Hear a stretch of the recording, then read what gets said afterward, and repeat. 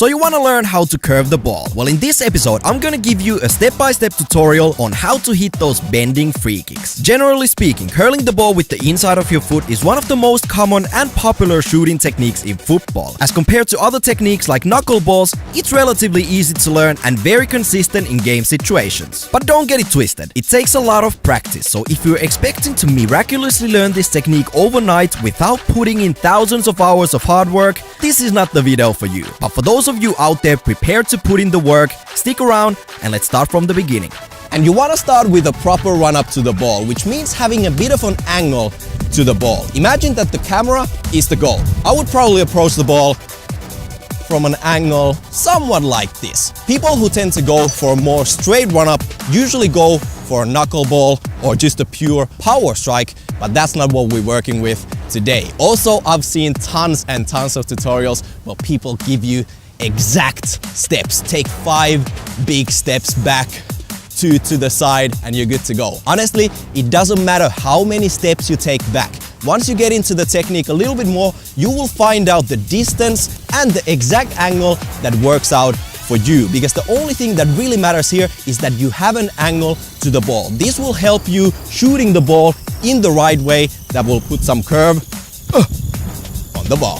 So, which part of your foot should you use to strike the ball? Basically, you want to kick the ball with the instep area right around here. It's basically the area between your toes and the very inside of your foot. Now, a lot of people shoot their curling free kicks or try to shoot their curling free kicks with the inside of your foot that you use for passing, and that will not generate enough power for the ball to go over the wall into the top pins. So when you're about to make your initial contact with the ball, make sure that your ankle is locked and your toes are pointing upwards. You want to point your toes upwards like this to make sure that the ball not only gets a beautiful side spin, but also a little bit of top spin. This will make sure that the ball actually goes over the wall and dips beautifully into the top corner. And you want to strike the ball somewhere around this area, the lower half, slightly on the side, to actually give the ball that curling movement we are looking for. 2 other things worth mentioning. Make sure that the whole movement starts from your hip.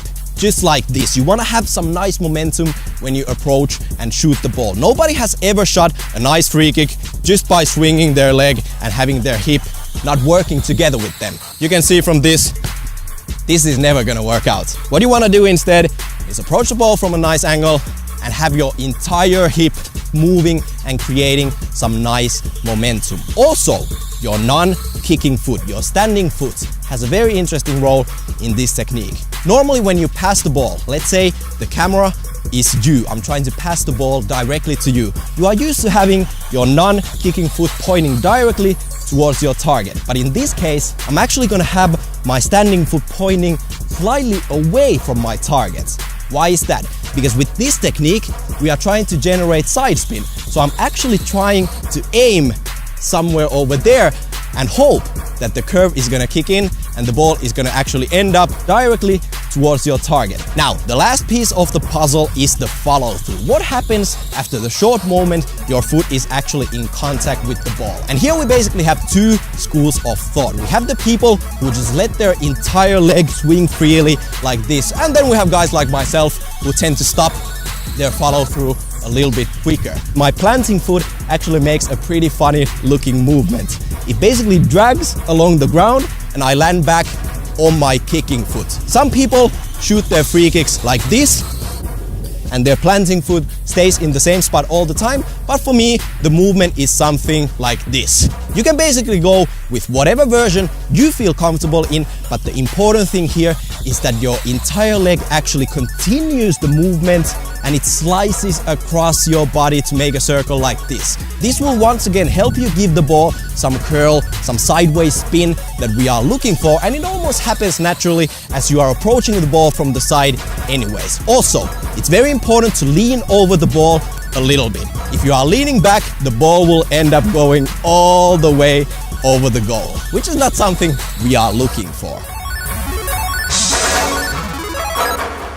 And that's pretty much it for the basics. Next up, I wanted to give you some extra tips, and my tip number 1 is to practice your free kicks shooting against the wall. This is a great thing to do because obviously when you kick the ball towards the wall, it will always come back to you. And this is great because you can actually get more repetitions in less amount of time, which is crucial because repetition is everything when you're practicing your free kicks. It's not gonna help you out knowing in your head how to shoot free kicks. No, you need to repeat the same movements thousands after thousands of times.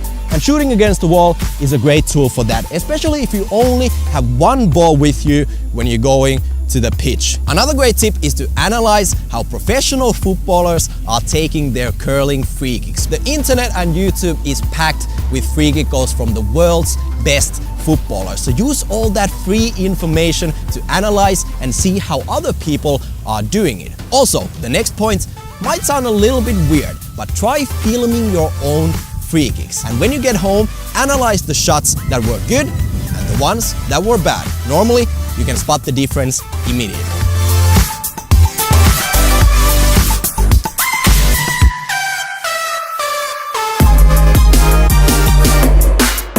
Now, onto some common mistakes that a lot of people do when they start practicing their curving free kicks. And the number one thing I see people doing wrong is that they only generate backspin to their shots instead of getting that beautiful side spin to the ball. Backspin is obviously an enemy because it will make the ball float in the air for a long period of time, which is something we don't want. We need the ball to go up over the wall and come back down into the top pins. Now, if you find yourself only generating backspin to the ball, you are probably doing one of these things wrong. Number one, your toes are not pointing upwards and you are shooting the ball too much with your toes like this. You need to have your toes pointing upwards for the ball to have a nice side and topspin as well. Number two, follow through, and especially not following through at all. Trust me, I see so many people following through their free kicks like this. That's not how you follow through when you shoot a free kick. That's how you chip the ball. That will only give you backspin, which once again is an enemy. So make sure you follow through.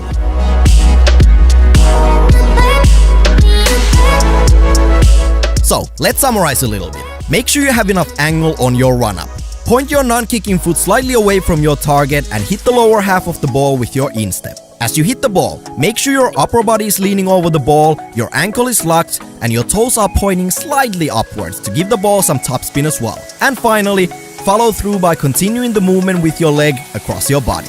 So that's basically it for this curving free kick tutorial. I truly hope you guys enjoyed this episode, and my last piece of advice is for you guys to stay consistent with your training. Trust me when I tell you, the only thing that matters at the end of the day is that you go back to that training ground every single day to work on your shooting technique. It doesn't matter what ball you have, it doesn't matter which football boots you have or don't have. The only thing that matters is that every single day you go to the training ground to get in those 200 free kicks, and you do that year after year. And that's it. I'm gonna cut it right there. Hopefully you guys enjoyed this episode. If you still have some questions, make sure to leave them in the comment section right down below. If you enjoyed this video and wanna see more, make sure you are subscribed to our channel. And before you go, give me a thumbs up in case you had a good time watching this episode. And with those words,